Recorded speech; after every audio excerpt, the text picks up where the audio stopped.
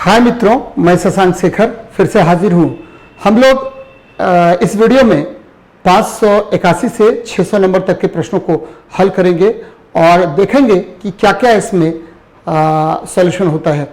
और मित्रों, ये ध्यान में आपको रखना चाहिए कि ये जो प्रश्न आपके हैं वो बहुत आवश्यक हैं, आपके एग्जाम में निरंतर पूछे गए प्रश्न हैं। तो जितने ज़्यादा आप इस पर मेहनत कीजिएगा उतनी ही सफलता आपको प्राप्त होने की संभावना बढ़ जाएगी। चलिए अभी बात करते हैं हम लोग 581 नंबर सवाल पर। देखिए क्या कह रहा है कि the weight of an object is 98 Newton, what is its mass on the earth. यानी किसी वस्तु का भार पृथ्वी के तल पर 98 न्यूटन है तो उसका द्रव्यमान कितना होगा। तो आपको पता है वेट W बराबर होता है m इंटू जी। तो m निकालना है, m बराबर क्या होगा W अपॉन जी कर लीजिए। तो W कितना है 98 न्यूटन है, बट है जी का मान कितना है तो 10 है, काट लीजिए 9.8 kg।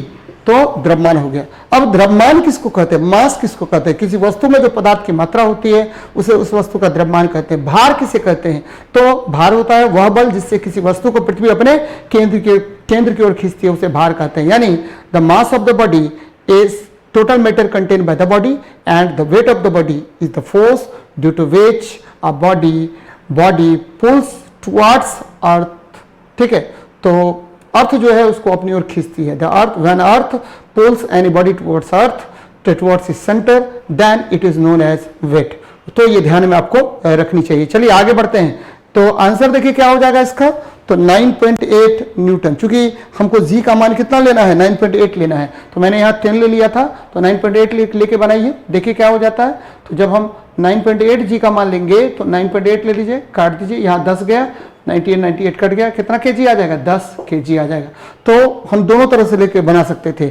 चूंकि ऑप्शन में क्वेश्चन में आपको दिया हुआ 9.8 मीटर पर सेकंड स्क्वायर यूज करने के लिए, तो हम उसको यूज करेंगे। तो ऑप्शन क्या हो जाएगा आपका आंसर, बी नंबर आंसर होगा। तो ध्यान में इसको रखनी चाहिए। चलिए आगे बढ़ते हैं। नेक्स्ट प्रश्न हम लोग बात करते हैं। कह रहा है कि fan keeps working for 50 minutes and uses energy of 9000 joule, how much power is consumed। कह रहा है कि एक फैन जो है 50 मिनट तक चलता है और वो 19000 जूल एनर्जी कंज्यूम करता है। देन पावर निकालना है आपको, शक्ति निकालना है आपको। तो शक्ति P बराबर क्या होता है, तो वर्क अपॉन टाइम। शक्ति P बराबर क्या होगा, कार्य बटा समय के अनुपात को हम शक्ति कहते हैं। पावर बराबर, ठीक है, वर्क अपॉन टाइम। तो वर्क देखिए या एनर्जी देखिए कितना है 19000 जूल है, तो भाई 19000 जूल ले लीजिए। और टाइम कितना है 50 मिनट्स है। तो आपको पता है 1 मिनट में कितना होता है 60 सेकेंड होता है। तो 90 अपॉन क्या कर लीजिए 50 इंटू 60 कर लीजिए। अब देखिए ये जीरो ये जीरो कट गया। अब क्या करेंगे 6 5 30 यानी 900 अपॉन 30 काट दीजिए, ये काट दीजिए, क्या बचा 30 वॉट हो गया। कितना वॉट हो गया 30 वॉट हो गया। तो देखिए ऑप्शन कौन सा होगा, डी होगा। ध्यान में रखिएगा कि वर्क डन पर unit time is known as power, और पावर का जो एसआई यूनिट है उसको वॉट बोलते हैं। वॉट बराबर क्या होता है जूल पर सेकंड होता है। एक अनदर यूनिट भी यूज करते हैं पावर के लिए जिसको हम हॉर्स पावर बोलते हैं, और एक हॉर्स पावर बराबर होता है 746 वॉट होता है। चलिए आगे बढ़ते हैं। कह रहा है कि 4.6 किलो वॉट आवर। 583 नंबर सवाल में क्या कह रहा है कि 4.6 किलो वॉट आवर में कितना एनर्जी होगा। किस में निकालना है, जूल में निकालना है। तो देखिए 4.6 किलो वॉट आवर, तो ध्यान दीजिए 4.6 किलो वॉट आवर। तो आपको पता है 1 किलो वॉट आवर बराबर, कई बार मैंने बताया है 3.6 इंटू 10⁶ जूल होता है। तो 4.6 इंटू 4.6 इंटू 3.6 इंटू 10⁶ कर लीजिए जूल में। अब देखिए 4.6 इंटू 3.6 को मल्टीप्लाई कीजिए। 6 6 36 का 6 कितना बचा 3, 6 4 24 3 27। फिर देखिए ठीक है 3 6 18 का 8 आ गया, 1 बचा, 4 3 12 1 13। चलिए 6 7 8 15 का 5 1 3 2 5 1 6 1। तो 16.56 इंटू 10⁶ जूल आ जाएगा। 16.56 इंटू 10⁶ जूल आ जाएगा। फिर से देखते हैं करके क्या हो रहा है। 6 36 का 6 कितना बचा 6 6 36 का 6 आ गया, और बच गया कितना 1 बचा, 6 4 24 125 हो गया। 6 6 36 3 बचा, 6 4 24 3 27। ये सही है। ठीक है, अब क्या करेंगे, 6 3 जा 18 का 8, 1 बचा, 4 3 जा 12, 1 13, ठीक है, 6 7 8 15 का 5, कितना बचा 1, 3 2 5 1 6 1। तो ये आंसर आपको गड़बड़ लग रहा है, तो आंसर क्या हो जाएगा, तो आंसर हो जाएगा आपका 14.56 दिया हुआ है, तो क्या हो जाएगा, उसको चेंज कर लीजिएगा आंसर को, आंसर हो जाएगा 15.56 इंटू 10⁶ जूल हो जाएगा आंसर। तो आपका जो बी ऑप्शन है उसमें 16.56 कर लेना है, गुना 10⁶ जूल हो जाएगा। चलिए आगे बढ़ते हैं, नेक्स्ट प्रश्न पर बात करते हैं। देखिए क्या कह रहा है, एक वस्तु का द्रव्यमान 20 केजी है और 6 मीटर पर सेकंड की चाल से गति कर रहा है, तो वस्तु की गतिज ऊर्जा ज्ञात कीजिए। तो आपको पता है कि काइनेटिक एनर्जी मेजर करना है आपको, mass of the body is given 20 KG and its velocity 6 metre पर सेकंड। तो ध्यान दीजिए कैसे निकालेंगे, तो काइनेटिक एनर्जी का फॉर्मूला क्या होता है, काइनेटिक एनर्जी बराबर होता है half m into V square. तो आपको पता है हाफ m का मान कितना है 20 केजी है, और इसका मान कितना है, v का मान कितना है 6 का स्क्वायर है, कर लीजिए, ठीक है। तो 10 इंटू 36 यानी 360 जूल आ जाएगा। ध्यान में रखिएगा कि the energy containing by the body due to velocity is known as kinetic energy कहलाता है। इसका आंसर क्या हो जाएगा, बी नंबर ऑप्शन होगा। कौन सा होगा, बी नंबर आपका आंसर हो जाएगा। चलिए आगे बढ़ते हैं, 585 नंबर सवाल देखते हैं क्या कह रहा है कि 500 हर्ज फ्रीक्वेंसी, ठीक है, आपको 0.4 मीटर तरंग दैर्घ्य की तरंग को 600 मीटर की दूरी तय करने में कितना समय लगेगा। तो देखिए कह रहा है कि the frequency of the wave is 500 hertz and its wavelength is 0.4 metre, then ठीक है how much time taken by the wave travel through 600 metre. तो आसान प्रश्न है, सबसे पहले वेलोसिटी ऑफ वेव निकालिए, तरंग का वेग आपको पता है, तरंग का वेग क्या होता है, तो फ्रीक्वेंसी इंटू वेवलेंथ होता है, फ्रीक्वेंसी इंटू क्या होगा, वेवलेंथ होगा। तो फ्रीक्वेंसी दिया हुआ है 500 हर्ज इंटू वेवलेंथ दिया हुआ 0.4, तो हटाइए 10 आ गया, इसको काट दीजिए, 5 4 जा 20, 200 मीटर पर सेकेंड, 200 मीटर पर क्या हो गया, सेकेंड हो गया। और देखिए आपको ट्रेवल करना है कितना, 600 मीटर ट्रेवल करना है, ठीक है। तो आपको पता है क्या करेंगे कि टाइम बराबर क्या होगा, टाइम बराबर होता है डिस्टेंस अपॉन वेलोसिटी, ठीक है, दूरी बटे वेग कर लीजिए।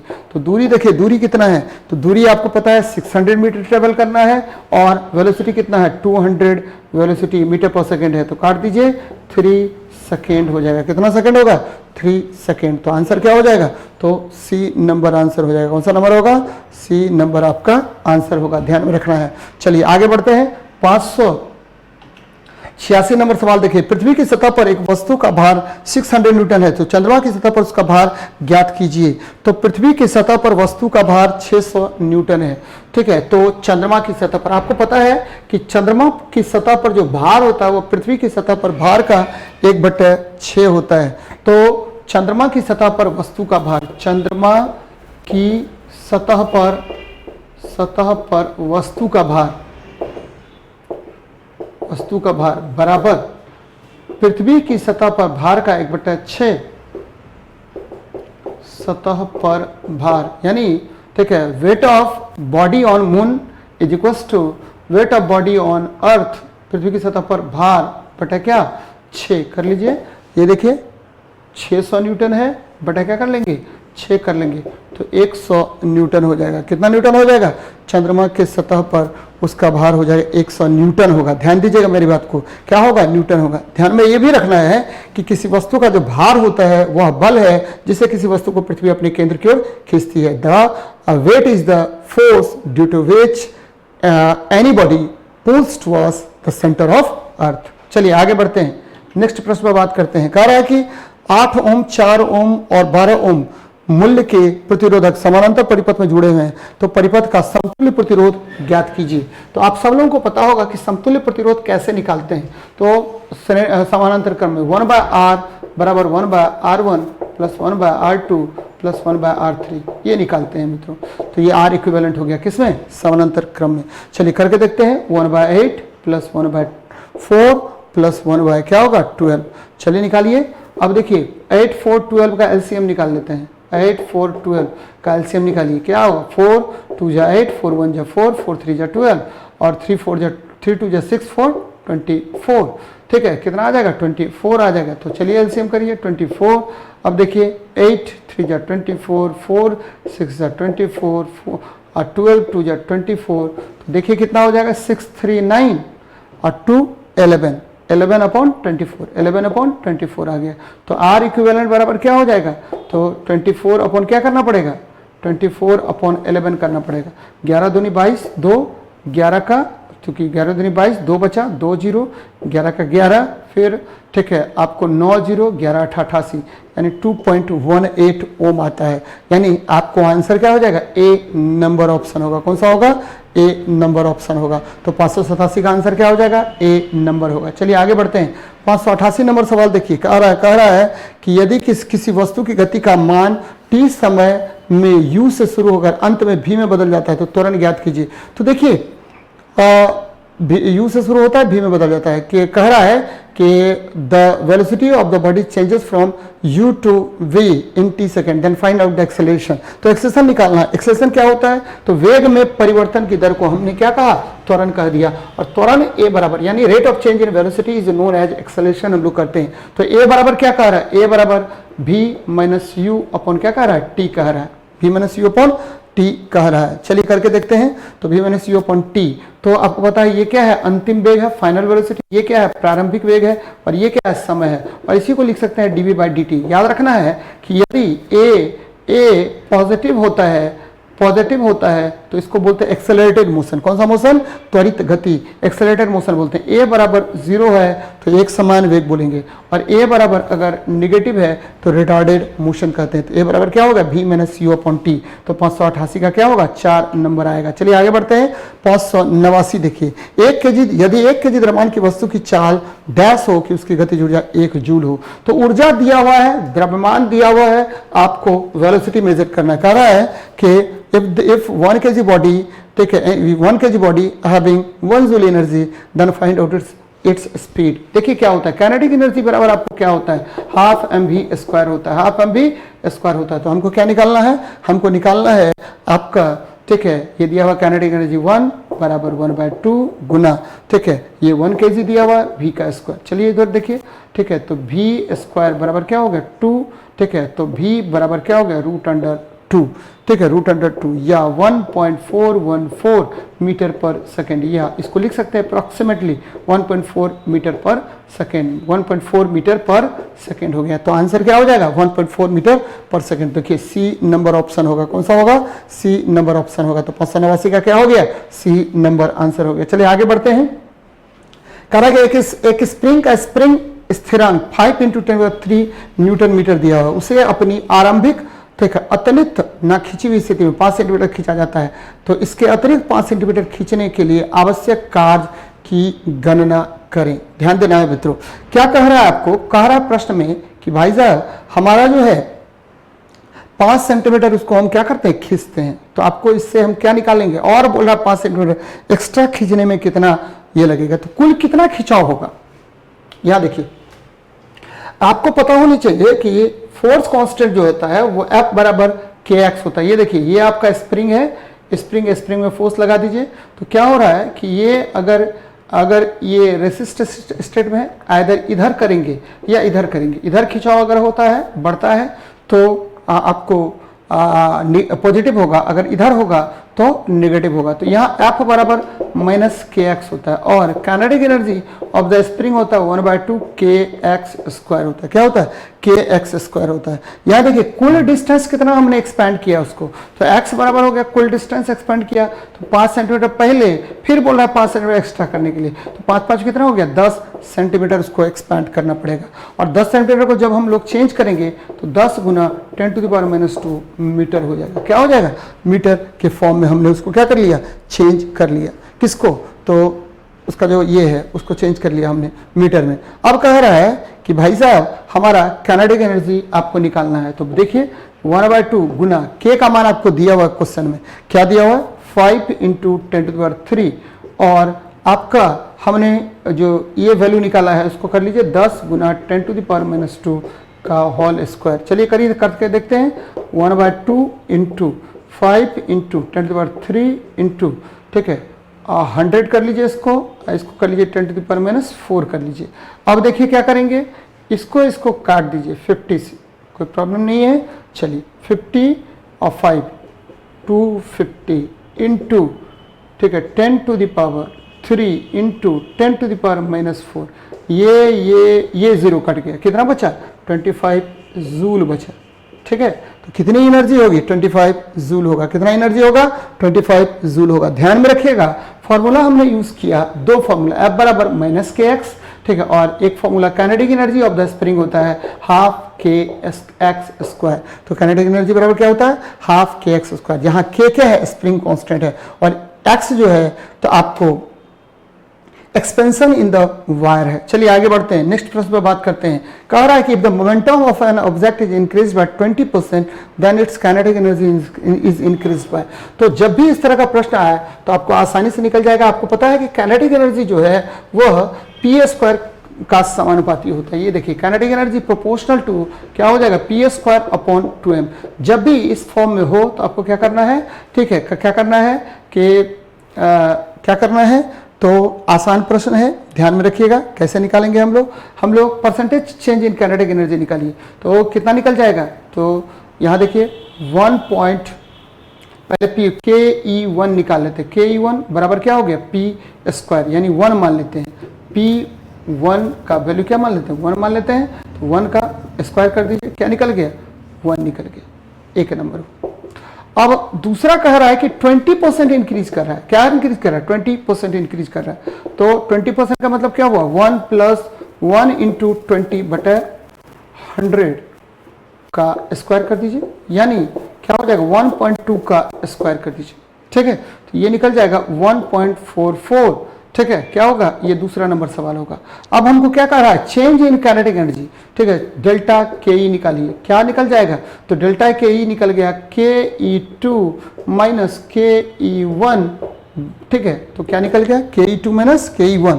तो देख लीजिए निकाल करके क्या कर रहे हैं कि 1.44 - 1 बराबर क्या आ जाएगा 0.44। अब निकालना है आपको, ठीक, परसेंटेज चेंज, क्या निकलेगा डेल्टा के ई बटे ke1 गुना 100 निकाल लीजिए। अब देखिए क्या कह रहा है कि डेल्टा के ई 0.44 बटे 1 गुना 100 कितना निकल गया 44%। तो ये तो ऐसे निकला, हम पूरा सॉल्यूशन आपको बना दिए। अब हम क्या कह रहे हैं कि इंक्रीज बाय 20%। जब भी इस तरह का फॉर्मूला हो, जब भी के ई प्रोपोर्शनल टू p² हो, तो हम क्या करेंगे, तो ये कितना परसेंट बढ़ रहा है, यदि स्क्वायर के फॉर्म में है तो 20 प्लस ए बी फॉर्मूला का यूज करेंगे। 20 प्लस 20 गुना 20 बटा क्या हो गया 100 कर दीजिए, तो यानी कितना हो गया 44% हो गया। तो इस मेथड से भी आप बना सकते हैं। तो दोनों मेथड का यूटिलाइजेशन आप कर सकते हैं। चलिए आगे बढ़ते हैं, नेक्स्ट प्रश्न देखिए क्या कह रहा है। If electric charge and time, ठीक है, electric charge q and time t are given, मतलब आवेश q दिया हुआ है और समय दिया हुआ है कितना t दिया हुआ है। तो हमको फाइंड आउट करना है क्या इलेक्ट्रिक करंट। तो आपको पता है इलेक्ट्रिक करंट I बराबर होता है q/t। इलेक्ट्रिक करंट I बराबर क्या होगा q/t होता है। तो q क्या हो गया, q को q ही रहने दीजिए। ठीक है, चार्ज हो गया, ये चार्ज बटे क्या हो गया टाइम हो गया।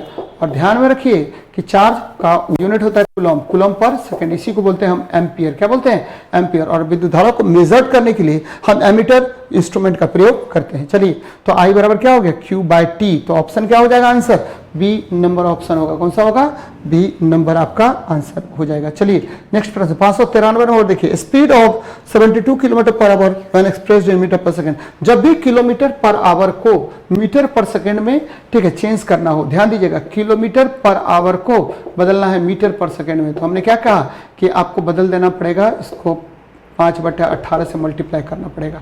अगर मीटर पर सेकेंड को बदलना है आपको किलोमीटर पर आवर में, तो 18/5 से क्या करेंगे मल्टीप्लाई करेंगे, तो ये बदल जाएगा किलोमीटर पर आवर में। ध्यान दीजिएगा किलोमीटर पर आवर को मीटर पर सेकंड में, तो 5/18 से क्या कर दीजिए मल्टीप्लाई कर दीजिए। मीटर पर सेकंड को किलोमीटर पर सेकंड में बदलना है तो 18/5 से मल्टीप्लाई कर दीजिए। ये आसान तरीका है बनाने का। तो देखिए कितना है 72 किलोमीटर पर घंटा, तो 5/18 कर दीजिए भाई, 18 चौके 72, 5 4 जा 20, 20 मीटर पर सेकेंड हो गया, 20 मीटर पर सेकेंड। तो देखिए ऑप्शन कौन सा होगा, डी ऑप्शन आपका सही है। कौन सा होगा, डी ऑप्शन आपका सही है। चलिए आगे बढ़ते हैं। 594 नंबर सवाल देखिए क्या कह रहा है। कह रहा है कि sound source sends wave frequency of 400 hertz and wavelength 22.5 metre, velocity of the wave is, यानी एक साउंड सोर्स है, स्रोत है जो फ्रीक्वेंसी 400 हर्ट्ज है जिसकी, और तरंग दैर्ध्य 2.5 मीटर। तो तरंग का वेग ज्ञात कीजिए। तो आसान है ज्ञात करना। तरंग का वेग बराबर क्या होता है, तो तरंग का वेग बराबर होता है, तरंग का वेग बराबर क्या हो जाता है, तो frequency into wavelength, n into lambda. तो फ्रीक्वेंसी इंटू वेवलेंथ, तो देखिए फ्रीक्वेंसी कितना है 400 हर्ट्ज है, गुना 2.5 है, तो उल्टा कर दीजिए 10, ये काट दीजिए, तो 25 चौका 100, ठीक है 100 हो गया, ऊपर 109 और दे दीजिए, मीटर पर सेकेंड, यानी 1000 मीटर पर सेकेंड। तो ऑप्शन क्या हो जाएगा, सी नंबर आपको आंसर हो जाएगा। कौन सा नंबर होगा, सी नंबर आंसर होगा। तो ध्यान में रखिएगा कौन सा नंबर होगा, सी नंबर आंसर हो जाएगा। चलिए, तो इसमें भी ध्यान देना है आपको कि तरंग जो होता है, वो तरंग का जो वेव होता है, वेलोसिटी ऑफ द वेव होता है, वो फ्रीक्वेंसी इंटू वेवलेंथ होता है, और फ्रीक्वेंसी का यूनिट जो होता है वो क्या होता है, SI यूनिट पर सेकेंड या हर्ज होता है। चलिए आगे बढ़ते हैं। नेक्स्ट प्रश्न कह रहा है कि body moves along a straight line, ठीक है, by machine delivering a constant power, the distance moved by the body in time t is proportional to, यानी एक बॉडी पर, ठीक है, आपको निरंतर नियत शक्ति लगाया जाता है और वह t सेकंड में कितना दूरी तय करेगा। तो आसान प्रश्न है, करके देखते हैं, आपको मजा आएगा बनाने में। देखिए क्या होता है कि पावर बराबर होता है work upon time, work upon क्या होता है, टाइम होता है, और F डॉट एस बाय क्या हो गया टी, या इसको बढ़ा लीजिए m a into s upon क्या हो गया टी ओ।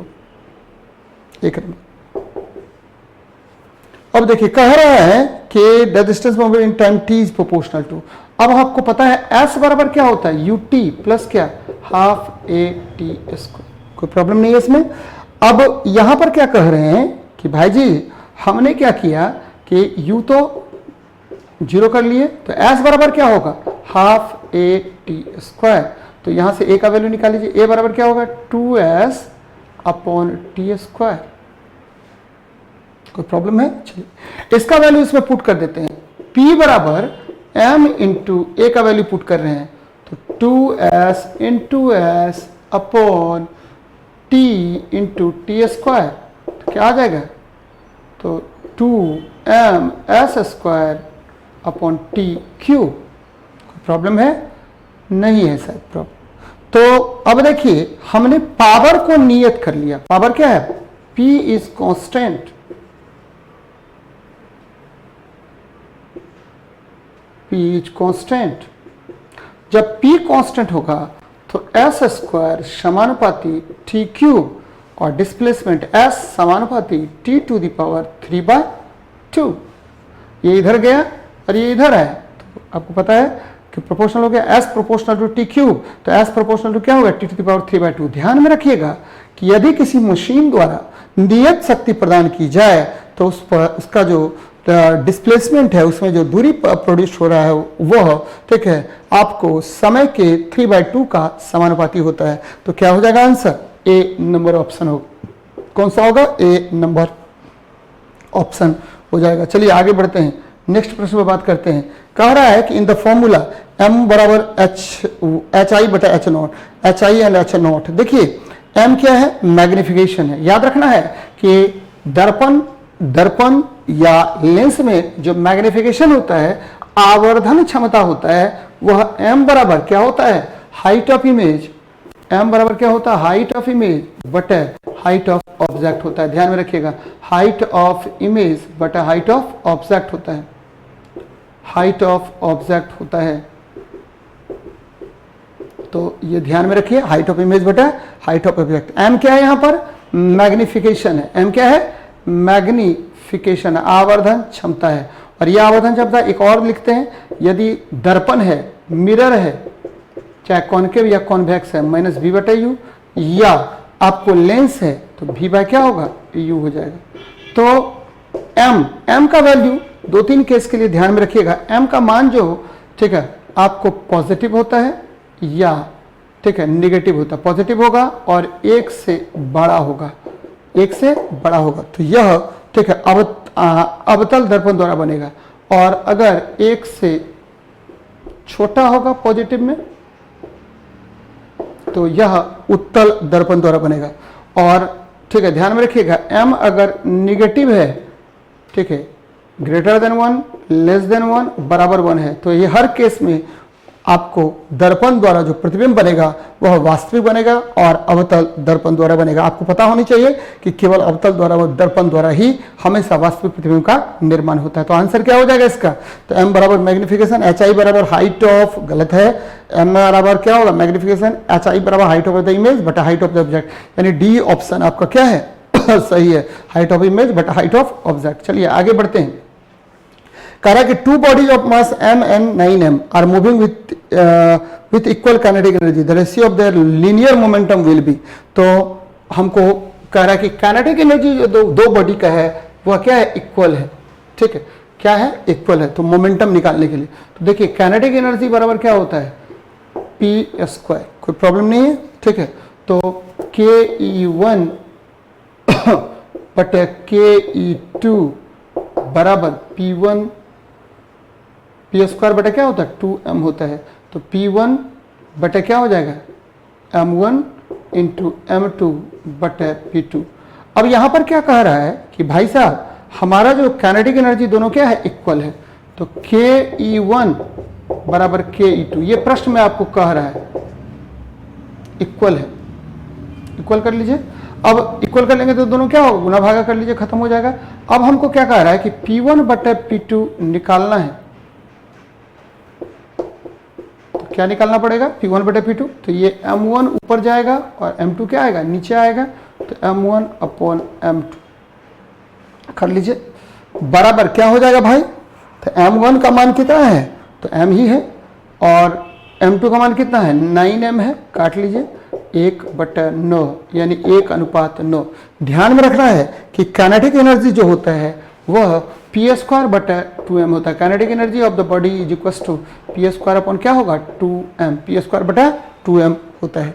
चलिए आगे बढ़ते हैं। 598 नंबर सवाल देखते हैं क्या कह रहा है। Can object is throne vertically upward with velocity of 14 meter per second and rises to a height of 10 meter.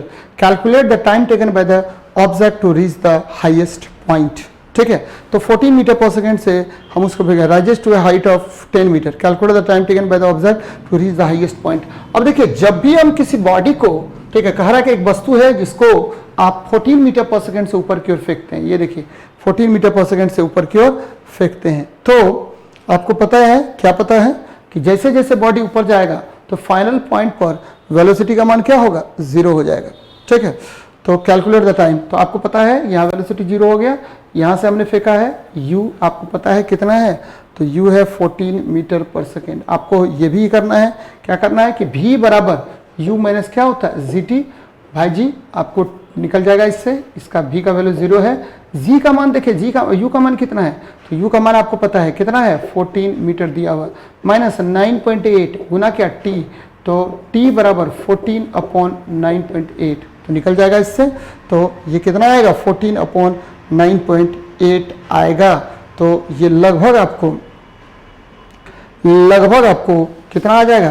तो ये आपका जो वैल्यू आएगा, ध्यान में रखिएगा कि जब हम लोग इसको भागा देंगे तो लगभग 1.43 सेकेंड के आसपास आएगा। तो आंसर क्या हो जाएगा? बी नंबर ऑप्शन होगा। याद रखना है कि when a body thrown upward then at highest point the velocity of the body become 0। ठीक है, हो जाता है। यदि किसी वस्तु को आप ऊपर फेंकते हैं तो महत्तम ऊंचाई पर वेग का मान क्या होगा? 0 हो जाता है। चलिए आगे बढ़ते हैं। 599 नंबर सवाल, फोर्स अपॉन एक्सेलरेशन किसका वैल्यू देगा? तो बल अपॉन त्वरण किसका मान देगा? आपको पता है कि बल बराबर क्या होता है? बल बराबर होता है द्रव्यमान गुना त्वरण। तो बल बटे त्वरण यानी m बराबर क्या हो जाएगा? F अपॉन a, यानी force upon acceleration. Force upon क्या हो गया? एक्सेलरेशन हो गया। तो एक्सेलरेशन, तो ये हो गया, यानी बल बटे त्वरण। बल बटे क्या हो जाएगा? त्वरण होगा।